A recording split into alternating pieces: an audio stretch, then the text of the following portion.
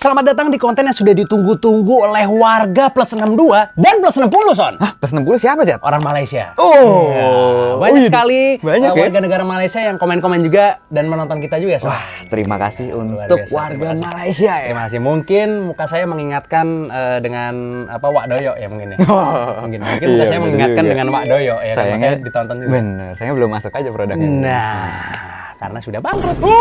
Emang iya? Tapi enggak bangkrut itu ya. Itu kita hanya bercanda aja, bersenda gurau. Karena masih banyak juga di sini kan yang pakai kan. masih banyak yang pakai banyak. dan Wak Doyo sudah menjadi miliarder. Oh iya. Nah, sedangkan kita masih ngobrol di atas genteng jelas. Jadi seminggu kebelakang ini ada hal menarik nggak yang terjadi di hidup lo nih ya kan? Oh, gue ketemu Sintayong. Ketemu Sintayong gue. Gue sampai foto bareng juga sama dia tuh. Tapi gokil sih dia. Anggapannya kan waktu gue foto itu kemarin itu baru habis lawan Irak. Oh, Kan kalah tuh kan. Iya kalah. Tapi paginya itu pagi-pagi masih datang ke acara anak kampus. Oh gitu ya? Acara anak Tapi kampus. ente kan bukan anak kampus. Apa kebutuhan ente di situ? Numpang foto doang. Oh. Yaudah daripada berlama-lama mendingan langsung aja kita mulai. Selamat datang di Atas 12.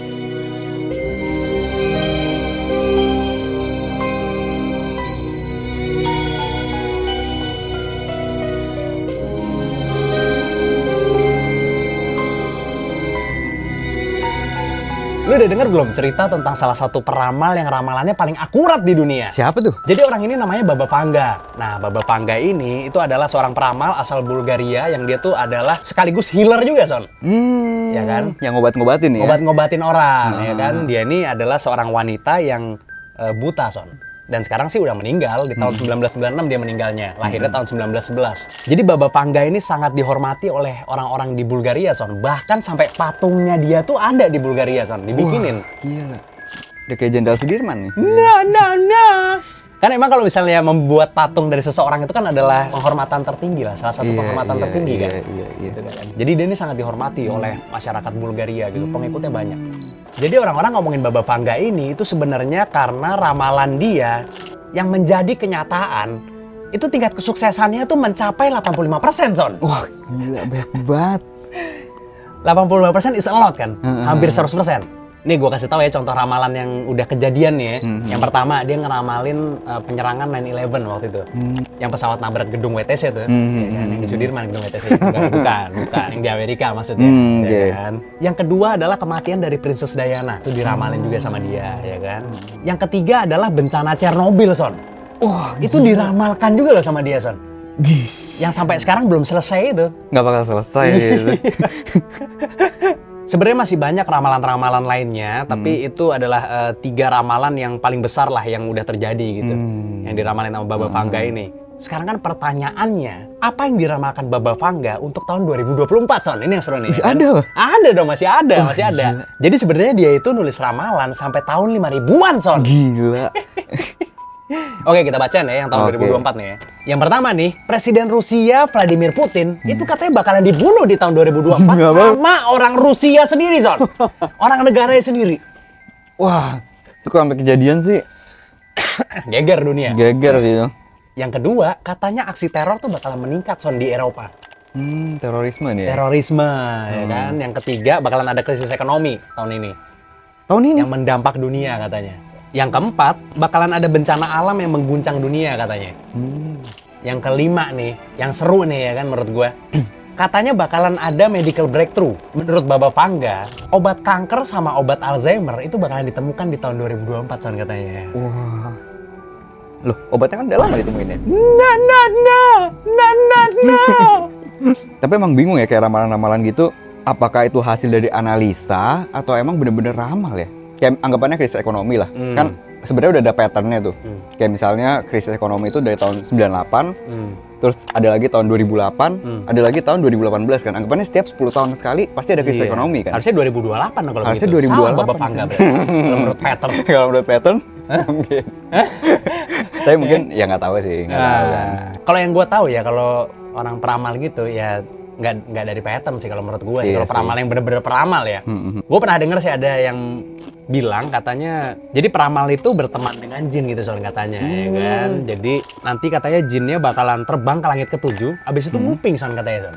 Kadang-kadang jinnya itu akan membawa informasi yang benar, Son. dan dikasih tahu ke peramalnya. Kadang-kadang mungkin jinnya Baba Vanga ini sering fakta daripada hoax ya, Son. Mungkin.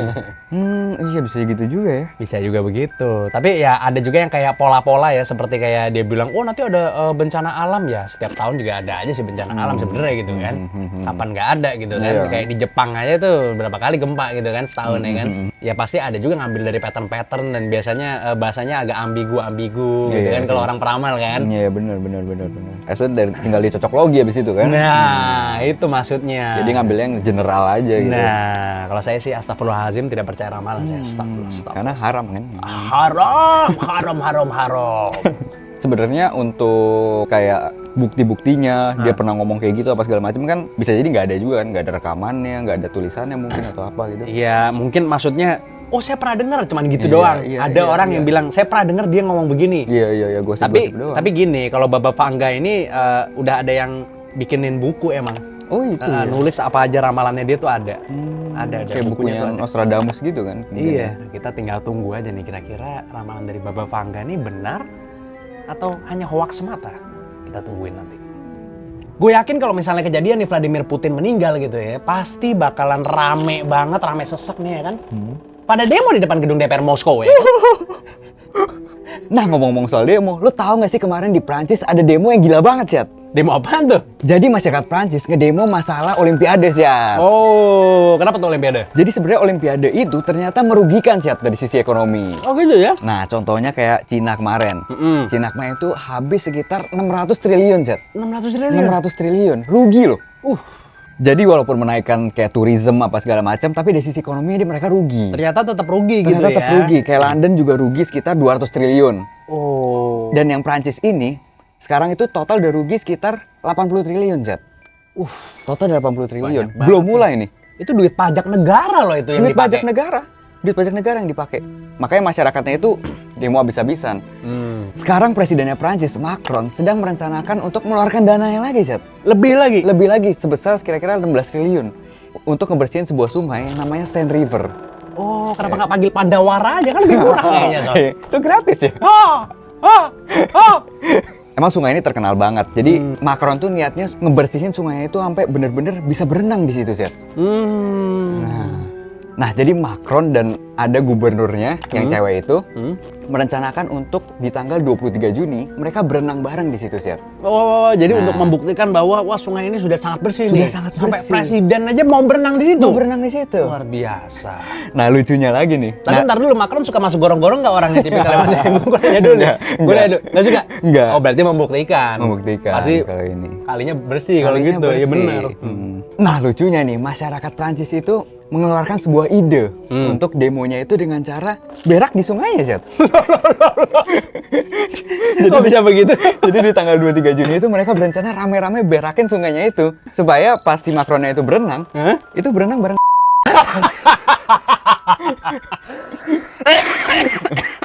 Dan juga saking niatnya, mereka sampai bikin website, Zat.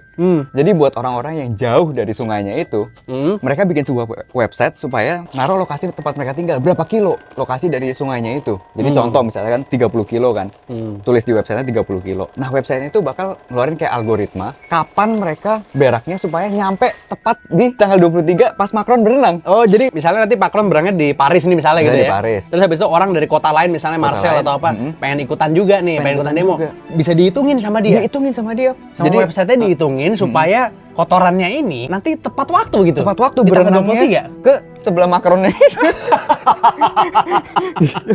Itu demo yang paling melegakan di dunia. Paling melegakan itu. di dunia, ya, Iya, itu. karena pasti lu lega.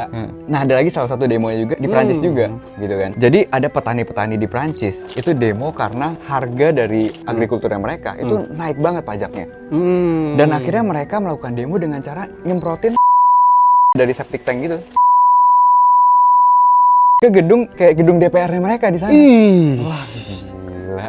Kenapa orang Prancis ini kalau demo selalu bawa kenapa ya?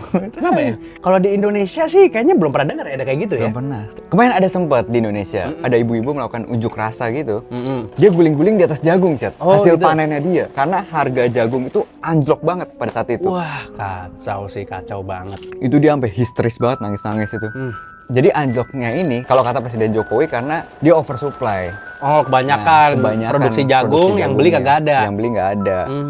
Biasanya itu soal pergudangan sih kalau begitu sih, soal bulog itu. Soal bulog mungkin impornya kebanyakan bisa juga kan. Padahal harga pangan kan naik terus kan sebenarnya kan. Iya. Kira-kira apa yang harus dilakukan sama pemerintah supaya petani ini bisa lebih sejahtera lagi lah gitu kehidupannya gitu ya, bisa lebih berkecukupan lah setidaknya gitu. Nggak kayak yang kejadian di Sulawesi ini kan. Iya. Mudah-mudahan Indonesia mulai memperhatikan petaninya karena itu adalah ujung tombak dari Indonesia. Jadi terutama buat pemerintah dan anak-anak muda yang sekarang juga ingin bergerak di industri pertanian, gak usah takut lah. Gue yakin nanti mudah-mudahan di kedepannya pemerintah bisa melihat sektor pertanian ini dengan lebih baik lagi, dengan lebih fair lagi, supaya para petani mendapatkan bayaran yang cukup setidaknya. Tapi jangan dengan cara memotong pajak kita lagi. No. Pajak agrikultur yang ada. Jangan-jangan nanti ada Tanira. Kemarin Tapera, ini Tanira ada. Tanira. Nah, mudah-mudahan nanti ada caranya. Kita doakan yang terbaik untuk para petani ya guys. Amin. Karena pemerintah yang baik adalah pemerintah yang ingin mensejahterakan rakyatnya, bukan hanya ingin mengontrol rakyatnya soalnya kan. Sama seperti konspirasi selanjutnya nih. Apa tuh, Zed? Lu udah dengar belum konspirasi tentang rencana dari NASA dan PBB untuk mengontrol dunia? Hah, mereka joinan nih? Jadi ceritanya begini. Di tahun 1993 ada seorang penulis yang bernama Serge Monast.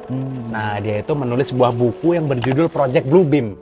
Ternyata buku ini itu adalah tentang sebuah teori konspirasi di mana NASA dan PBB itu nantinya akan bekerja sama untuk merancang sebuah skenario di mana bumi itu seakan-akan terlihat seperti lagi diserang alien, Son. Oh, settingan nih ceritanya. Settingan, ya kan? Kemudian NASA dan PBB nanti akan menyiapkan sesosok pahlawan yang ceritanya nih akan menumpas seluruh alien di seluruh muka bumi, Son. Jadi dia turun untuk menyelamatkan umat manusia. Wow. Ente familiar nggak kira-kira sama teori itu? Jangan-jangan bentukannya itu juga ya? No. Bisa jadi. Ini bentukannya orang atau apa sih? Jadi katanya sih bakalan diproyeksikan dalam bentuk hologram, Son. Oh, pahlawannya ini teknologi gitu, ya. sama NASA dan PBB tadi, ya kan. Jadi katanya nih, alasan hal ini dilakukan itu adalah supaya itu adalah untuk menyatukan satu dunia, Son. Jadi yang tadinya orang agamanya beda-beda, itu mau dihilangin semua agama yang ada di bumi dan digantikan dengan agama baru ini. Dengan Tuhannya ya adalah si pahlawannya ini gitu loh. Gitu. Jadi semua orang menyembah pahlawannya ini yang diinginkan itu ya kan. Yang kedua, itu nationality itu udah nggak ada lagi. Jadi nggak ada lagi lo orang Indonesia, lo orang Malaysia, lo orang mana. Itu nggak ada. Jadi dibikin one religion, one world order. Oh, ya bumi aja gitu. Jadi ya? bumi aja, lo orang mana? Gue orang bumi. Gitu. Kayak orang Mars kalau ditanya kan lo orang mana? Orang Mars. Gitu. Nggak bilang kayak saya orang Cilodong gitu. Nggak begitu.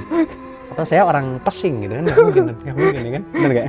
Hal ini juga dilakukan untuk menghancurkan semua pemerintahan di setiap negara gitu, Son. Jadi nanti cuma satu aja pemerintahannya gitu. Pemimpinnya Jadi cuma kan, satu ya? Nah, jadi kan lebih gampang ngatur ya kan? Iya. Ya kan? Ibaratnya kalau misalnya ada Tuhan turun sekarang, dia ngatur kan pasti semua orang nurut langsung. Iya sih. Gampang jadinya ya kan ngaturnya. Gitu, Son, teorinya Project Bluebeam nih. Mengerikan sekali ya? Ngeri. Masalahnya tinggal semua itu bisa terjadi, ya tinggal tunggu teknologinya aja kan. Tinggal sebenarnya. teknologinya aja. Kalau misalnya teknologinya terjadi, ya sekarang kayak misalnya NASA bilang ternyata ada alien di Area 51 gitu misalnya kan, minum quickly gitu kan. Soalnya Area 51-nya yang Pondok Indah. Emang masih buka apa gitu? masih buka quickly ya kan di Area 51 Pondok Indah gitu. Kan pasti semua orang percaya. Iya sih. Mayoritas orang lah setidaknya percaya nggak sama NASA ya kan? Iya sih. Pasti percaya dong. Ya kan? Jadi sebenarnya untuk mereka melakukan settingan ini ya tinggal nunggu teknologinya sempurna aja. Iya. Untuk membuat hologram tadi itu kan. Kalau sampai rencana ini berjalan gitu, itu tandanya seluruh dunia akan terasa seperti Korea Utara. Nah, ngomong soal Korea Utara, lo tau gak sih ada negara yang saking parahnya bahkan lebih buruk dari Korea Utara sih? Negara Cina zaman Mao Zedong tuh ya. Ini di bawahnya itu masih. Negara ini namanya Turkmenistan. Oke. Jadi letaknya itu ada di Asia Tengah sih. Oh, Asia Tengah. Oke. Mereka itu adalah negara yang baru aja merdeka dari Uni Soviet di tahun 1991. Nah, jadi sejak 1991 sampai sekarang itu mereka tertutup negaranya. Kayak Korea Utara berarti? Kayak Korea Utara. Oke. Bahkan katanya warganya ini sampai nggak boleh keluar dari Turkmenistan. yang menyebabkan Turkmenistan ini sangat buruk karena regulasi-regulasi dari pemimpinnya, Zat. Oh, kenapa tuh Nah, pemimpinnya? gue tahu ya salah satunya ya. Jadi pemimpinnya yang bernama Suparmurat Niyazov. Nah, contohnya nih ya, dia ngubah bulan April jadi Gurban Sultan, yaitu nama ibunya, Zat. Saya lebih kaget dengan namanya daripada regulasinya, Gurban Sultan. Gurban Sultan. Nah, yang selanjutnya dia itu tidak memperbolehkan rambut panjang dan brewok, Zat. Padahal mereka itu mayoritas negara muslim. Berarti saya kalau di sana akan ditembak oleh Petrus Benson begitu masuk negaranya. Padahal mereka itu 90% tuh muslim, Zat. Kan boleh kan harusnya kan. Malah dianjurkan kan untuk punya brewok iya, kan. bener juga, bener. Nah, dan mereka itu aliran itu Sunni. Harusnya sama kan sama di sini kan? Sama kan? ya. Iya. Merawat janggut itu salah satu ini juga sunnah Iya juga kan, tuh. sunnah juga kan. Karena kalau di sana malah nggak boleh ya. Sana malah nggak boleh. Jadi yang nggak boleh itu untuk anak-anak muda. Dan yang diperbolehkan itu untuk umur 70 ke atas, ya. Jadi umur 70 ke atas baru boleh rambutnya panjang sama Iya. berewokan. Anak muda nggak boleh. Anak muda nggak boleh. Untung Iqbal Ramadan nggak di Turkmenistan, kalau nggak wat. Yang selanjutnya mereka tidak memperbolehkan make up di liputan TV, Set. Gua ngerti sih itu. Berarti pekerjaan make up artis di sana sangat seret berarti ya pendapatannya ya. Hanya kawin kali ya, pas kawin doang kali ya. Kerjanya ya. Iya. Nggak bisa kerja di TV maksudnya. Nggak bisa kerja di TV.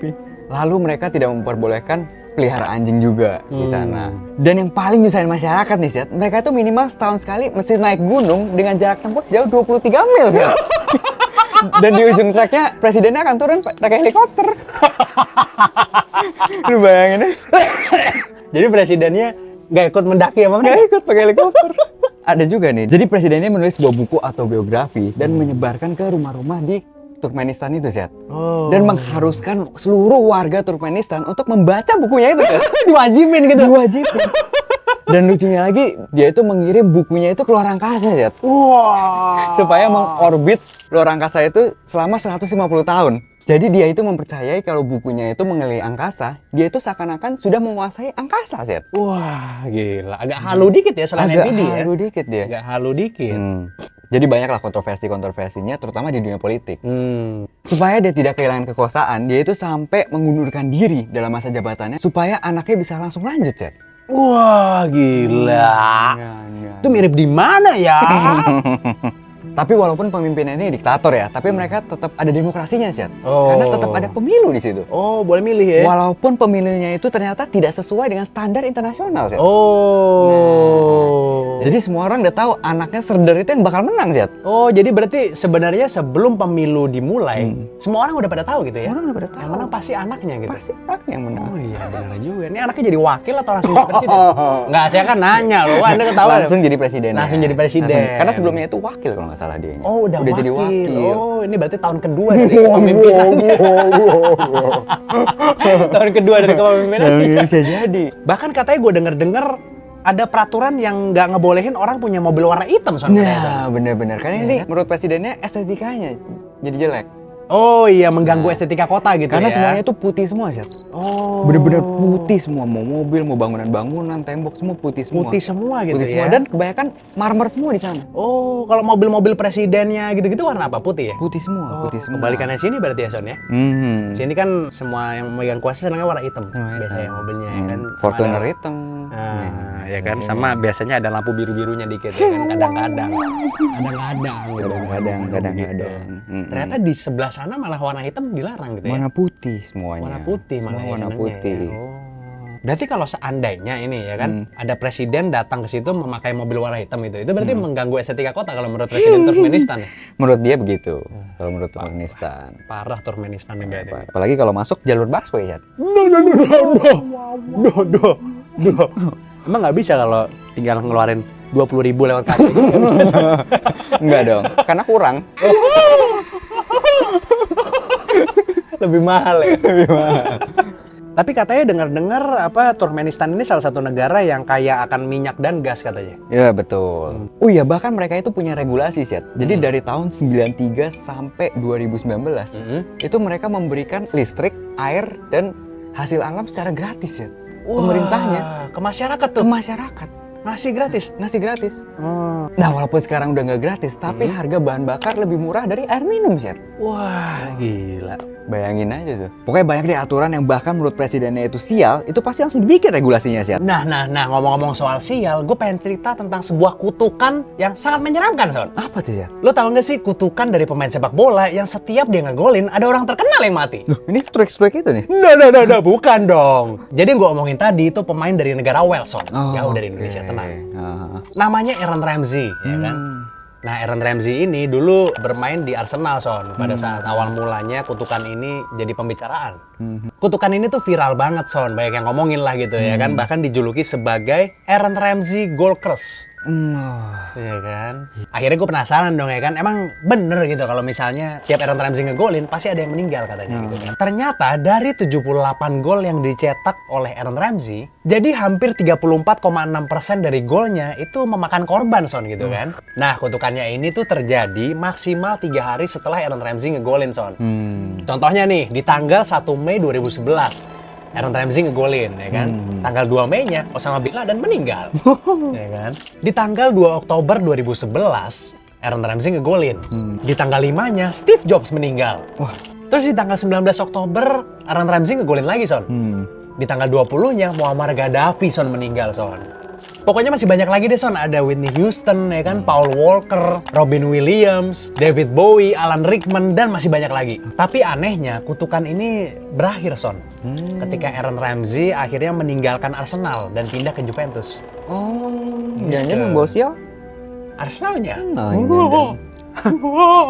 Peringkat 2 tapi kemarin hampir menang. Oh iya. Iya kan? Tapi biasa lah ya di dunia sport itu banyak cocok logi gitu yang akhirnya bilang bahwa oh ini kutukan, oh ini adalah kalau misalnya begini lu bakal kena kutukan, lu bakal kena sial. Itu banyak banget contohnya di dunia sport. Contohnya kayak game Madden. Ya kan, FIFA-nya American Football. Jadi katanya nih, siapapun yang jadi model covernya Madden di tahun itu bakalan jelek katanya setelahnya. Entah antara performanya turun atau dia jadi cedera panjang, Son, katanya, Son. Terus ada juga nih, kutukan dari Harry Kane, Son, ya kan? Harry Kane ini kan adalah salah satu striker yang prolific lah, atau tajam, ya kan, di depan. Salah satu terbaik itu? Salah satu terbaik.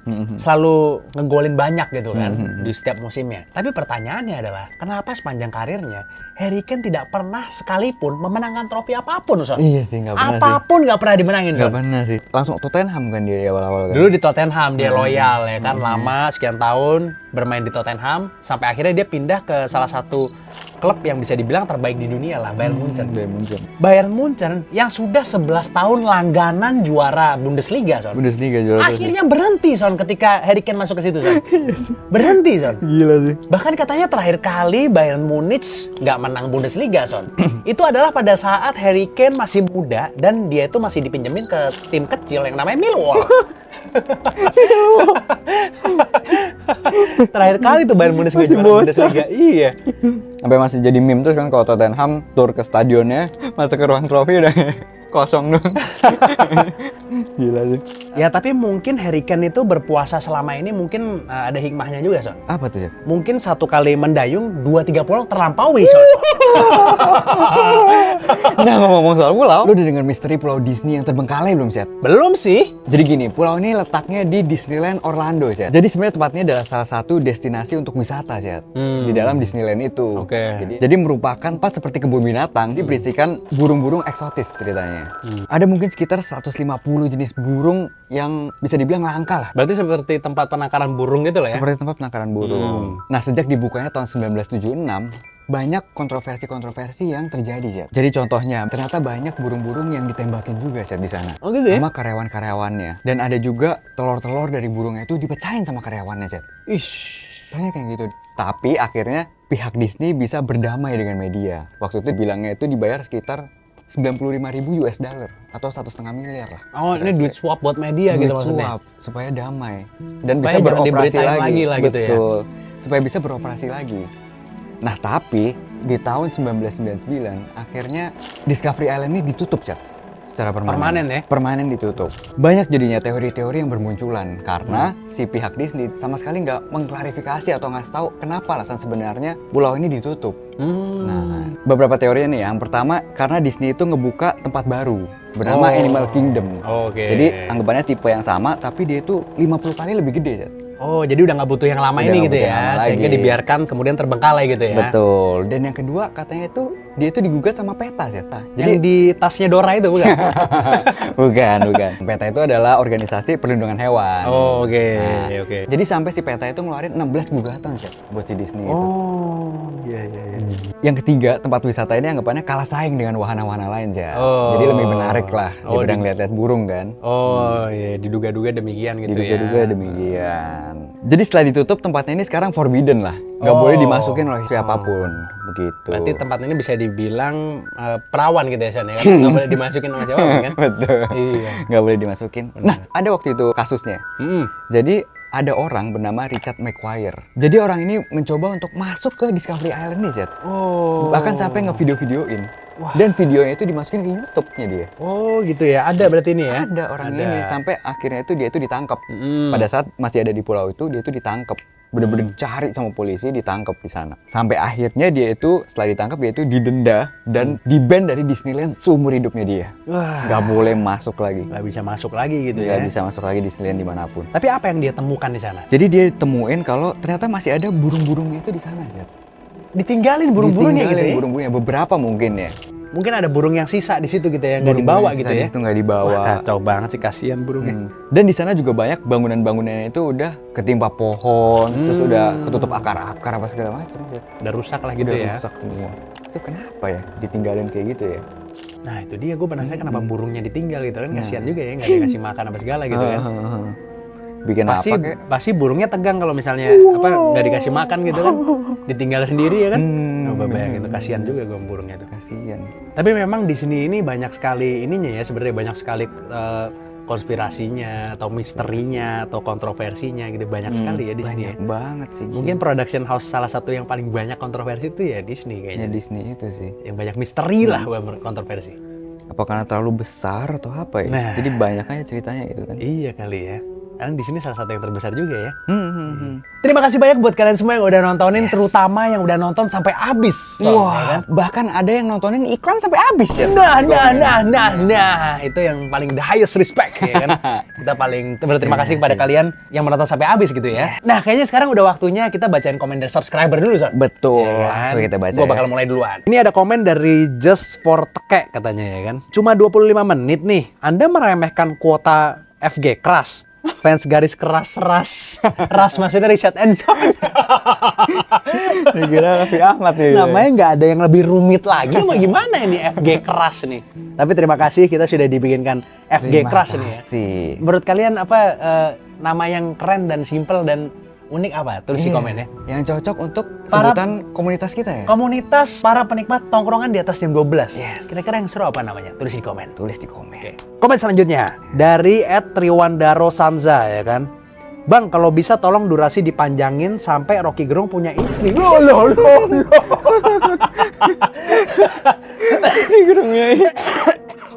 Saya nggak tahu jujur kita nggak tahu nih guys nih. Maksudnya kalau kita durasinya harus selama itu ya. Nonton yang stroke-nya deh. Nah. Karena capek mendengar kita ngomong nah. Nah, sekarang giliran gue bacain ya. Oke. Komen dari @oldfriendofficial8515. Ini sih adiktif dan edukatif ya. Nggak mau ketinggalan konten-kontennya. Semangat bang kontennya. Wah, emang banyak yang bilang adiktif ya kontennya. Emang banyak yang bilang kalau konten ini menyebabkan kecanduan gitu ya, soalnya katanya Kecanduan, gitu. ya.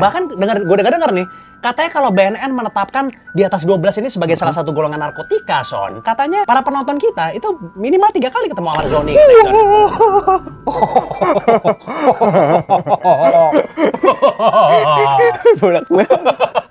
Bolak-balik. Tapi narkoba itu tidak boleh guys ya. Tidak boleh. Say no to drugs, say yes to education and having fun is okay. Having fun, oke. Tetap tahu batas ya. Yes. Next comment. Next comment dari @maharani_pratiwi2970. Bang, nggak tahu mataku atau gimana, itu mejanya kayaknya banyak debunya. Bisa dilap dulu bang biar afdol. Ternyata emang bener ya. Coba ambil. Demi penonton. Maharani ya. Iya. Kita lap nih mejanya Yes, nih. ayo cepetan kita lap sekarang. Kita lap biar untuk episode selanjutnya sudah bersih ya, Jon. Iya. Maharani Pratiwi 2970, terima kasih banyak Terima ya. kasih. Udah bersih ya, terima kasih Maharani Putri. Sekian video hari ini. Jangan lupa selalu komen, like, dan subscribe video kita. Yes, sampai jumpa di episode selanjutnya dari Di Atas 12.